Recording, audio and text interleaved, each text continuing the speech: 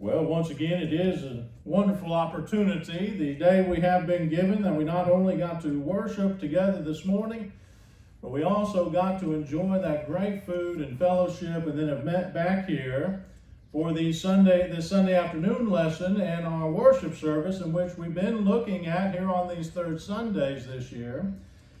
The theme, if you will, or series of lessons on powerful, pithy passages. In other words, those very short passages that are found in the scriptures but have quite a major impact, or are very powerful in what they teach. And today is no different as we look at Luke chapter 17 and verse 32, which states, "Remember Lot's wife." Remember Lot's wife, there where Jesus is describing a reality that we'll talk about here in a moment, a necessity on our part of the importance of listening to and remembering from what Lot's wife went through.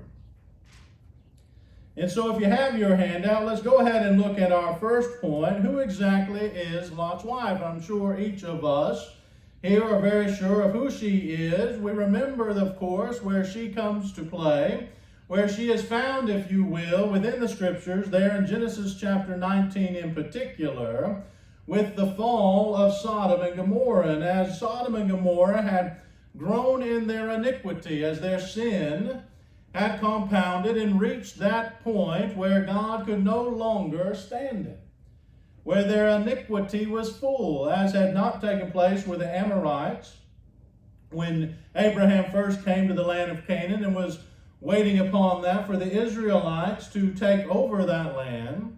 It was not the case with Sodom and Gomorrah. There was a time, obviously, when Abram and Lot chose to go their own separate ways. Abraham allowed Lot to pick, and Lot picked the area closest to Sodom, and eventually moved in there for several years. As its iniquity increased, Lot remained faithful, thankfully, while there. However, as we remember, the angels came, and we get a glimpse there in Genesis 19 at the depravity that took place there. From the immorality and the immodesty that was rampant within there, we see this is part of the reason in which they fell, their sexual sins. In 2 Peter 2 and verse 6, we remember what Peter was inspired to write. If by turning the cities of Sodom and Gomorrah to ashes, he condemned them to extinction, making them an example of what is going to happen to the ungodly. Jude makes reference to them in verse 7 when he says, just as Sodom and Gomorrah and the surrounding cities, which likewise indulged in sexual immorality or fornication and pursued unnatural or homosexual desires, serve as an example by undergoing a punishment of eternal fire. These cities, along with the other three, were destroyed by God, by brimstone and fire, because their iniquity had become full. And as you and I remember there in Genesis chapter 19, and we will read here in a moment, the angels who had gone there and whom Lot had taken in had warned him that when they fled, they were not to look back. Let's go ahead and read Genesis 19, 23 through 26. The sun had risen on the earth when Lot came to Zoar. The Lord rained on Sodom and Gomorrah sulfur and fire from the Lord out of heaven. And he overthrew those cities and all the valley and all the inhabitants of the cities and what grew on the ground. But Lot's wife behind him looked back, and she became a pillar of salt. In our text today, in this short, powerful, pithy passage, in Luke chapter 18, we see this being discussed, Lot's wife, and what took place there in Genesis chapter 19 by Jesus, when he starts discussing the fall of Jerusalem. Now, as all of us here are keenly aware, Matthew chapter 24, verses 1 through 35, is an answer to the disciples' question, and Jesus answers what's going to happen to the temple. When they asked about it and talk about its grandeur, Jesus mentions that temple will one day be destroyed. And there in Matthew 24, verses 1 through 35, Jesus declares that there will be signs that take place. And when you see these signs, this is going to be the end of the temple. We see that confirmed in Luke 21, 5 through 36, where Jesus declares, and it's plainly seen, that when the Roman army surround the city, that's going to be part of that sign. And so in AD 70, as you and I know, Jerusalem was utterly destroyed, not with fire and brimstone from God, but as Christ was used, and Christ was the one who led that destruction as Rome. In his army, Matthew 24 tells us, it was Christ who led that army, or allowed that army to overthrow his city in Jerusalem and destroy it. However, most people only associate Luke 21 and Matthew 24 with that event. Yet we find in our text in Luke 17, where we see remember Lot's wife also in connection with that. Because we see in Luke 17 and verse 37, all dealing with the same discussion, and they said to him, "Where, Lord?" And he said to them, "Where the corpse is, there the vultures will gather."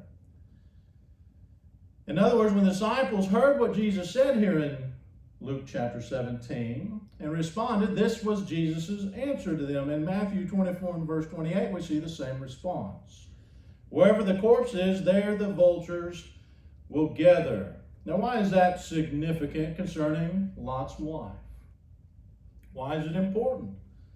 What's going on? Well, Jesus, here in Luke 17, is in another area discussing that destruction that is going to take place. But he's talking about rather the specifics of the temple being destroyed, how the Christians and how God's followers need to handle that situation.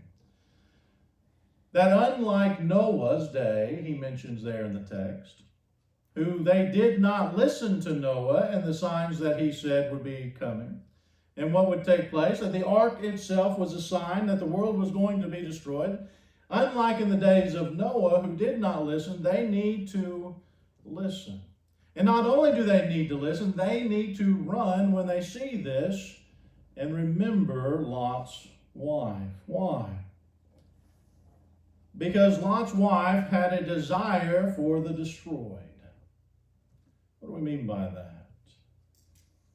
When she looked back, it wasn't because she was just simply wanting to see a car wreck, though that might have had a part in it. The reason God wanted her to not look back, the reason why God wanted them to continue moving forward is because that was Sodom and Gomorrah, their home, and all the inhabitants that they knew, all their friends that they had, all the people they had gotten to know over the years that were being destroyed for a reason. And God, as she looked back, turned her to a pillar of salt because she had a desire to look back. She had a desire for that which God was destroying, a longing, if you will.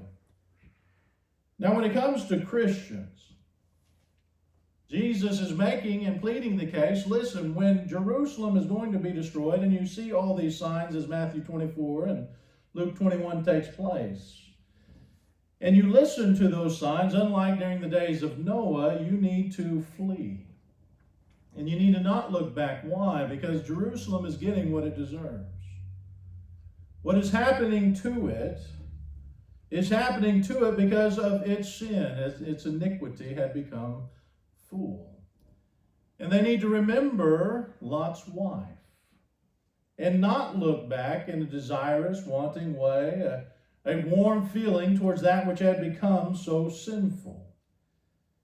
It comes down to the reality of what sin does to this life.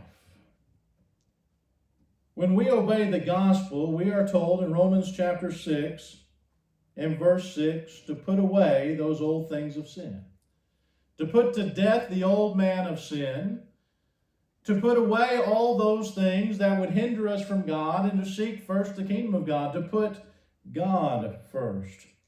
We are told that our race is not to look backwards at any point, but look forward towards the prize of the hope that awaits. In fact, Paul says this in 1 Corinthians 9:27, or gives that illustration. Do you not know that in a race all runners run, but only one receives the prize? Notice this, so run that you may obtain it. As Christians, it can be very easy to allow our baggage, or the things in which we suffer in and succumb to in sin, to allow us to look back at it with fondness. But in those cases, we need to remember Lot's wife. Sin should have no fondness in our memory. There should be no desire to look back in a wanton, longing, desiring way for that which is being and should be destroyed by God, sin and what is in it. We run this race today not looking back, but looking forward till we reach the goal. Those who look backwards during a race the entire time will end up losing the race. In fact, Paul would say this in 2 Timothy 4:7-8. We remember his words. I have fought the good fight. I have finished the race. I have kept the faith. Henceforth there is laid up for me the crown of righteousness, which the Lord, the righteous judge, will award me on that day, and not only me, but also to all who have loved his appearing. Paul says, I didn't look back. I ran the race. I fought the fight. I went towards the goal, and I finished the race. I didn't look back. That doesn't mean we don't have memories. That doesn't mean we don't, in our own way from sin from time to time, look back. But God says, remember Lot's wife. The lesson is our desire and our focus should always be moving forward in our faith. Our desire should not be looking back to that which we have put to death, but looking forward to that which has made us alive. We shouldn't be desiring the destroyed, in other words. We need to remember that lesson from Lot's wife. This afternoon, as you reflect upon your walk with God, as you think about your race that you are running, the fight that you are in spiritually, I pray that you keep looking towards that goal, that you are running that race to receive the reward. That crown, that victorious crown of righteousness that Paul mentions there in 2 Timothy, and James does as well. And that you want that crown. And I pray that that is the case, but maybe you have been struggling. Maybe there's something in your life that you've been looking back at. And maybe it's caused you to stumble. Let us help pick you up.